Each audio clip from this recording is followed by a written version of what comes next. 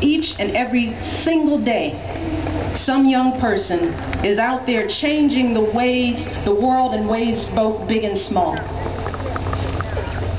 But let me tell you something. As you step out into that big open world and you start building your lives, the truth is that you will face tough times. You will certainly have doubts. Let me tell you, because I know I did when I was your age. There will be days when you will worry about whether you're really up for the challenge. Maybe some of you already feel a little of that right now. Maybe you're wondering, am I smart enough? Do I really belong? Can I live up to all those expectations that everyone has of me? And you will definitely have your share of setbacks. Count on it. Your best laid plans will be consumed by obstacles. Your excellent ideas will be peppered with flaws. You will be confronted with financial strains as your loans become due and salaries fall short of both expectations and expenses. You will make mistakes that will shatter your confidence. You will make compromises that will test your convictions. You will find that there is rarely a clear and direct path to any of your visions. And you will find that you'll have to readjust again and again and again. And there may be times when you wonder whether it's all worth it. And there may be moments when you just want to quit. But in those moments, those inevitable moments, I urge you to think about this day. Look around you. Look around you. There are thousands and thousands of hard-working people who've helped you get to this point.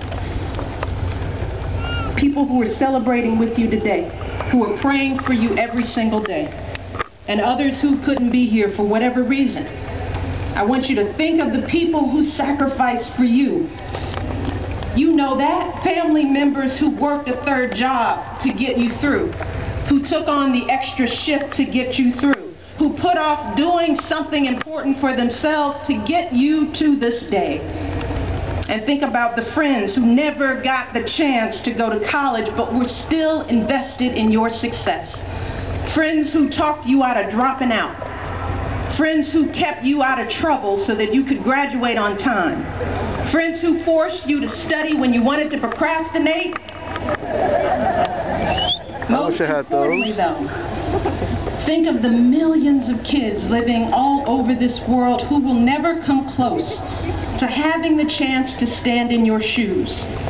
Kids in New Orleans whose schools are still recovering from the ravages of Katrina. Kids who will never go to school at all because they forced to work in a sweatshop somewhere. Kids in your very own communities who just can't get a break, who don't have anyone in their lives telling them that they're good enough and smart enough to do whatever they can imagine. Kids who have lost the ability to dream. These kids are desperate to find someone or something to cling to. They are looking to you for some sign of hope. So whenever you get ready to give up, think about all these people and remember that you are blessed. Remember that you are blessed. Remember that in exchange for those blessings, you must give something back. You must reach back and pull someone up. You must bend down and let someone else stand on your shoulders so that they can see a brighter future. As advocate and activist Marian Wright Edelman says, service is the rent we pay for living. It is the true measure, the only measure of our success. So, graduates, when times get tough and fear sets in, think of those people who paved the way for you and those who are counting on you to pave the way for them. Never let setbacks or fear dictate the course of your life. Hold on to the possibility and push beyond the fear. Hold on to the hope that brought you here today. The hope of laborers and immigrants, settlers and slaves whose blood and sweat built this community and made it possible for you to sit in these seats. There are a lot of people in your lives who know a little something about the power of hope. Don't we, parents and grandparents? Look, I know a little something about the power of hope. My husband knows a little something about the power of hope. You are the hope of Merced and of this nation, and be the realization of our dreams and the hope for the next generation. We believe in you. Thank you so much, and good luck. God bless you all.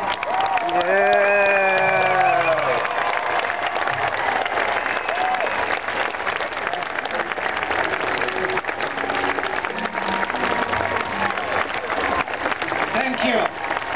Thank you. Thank you.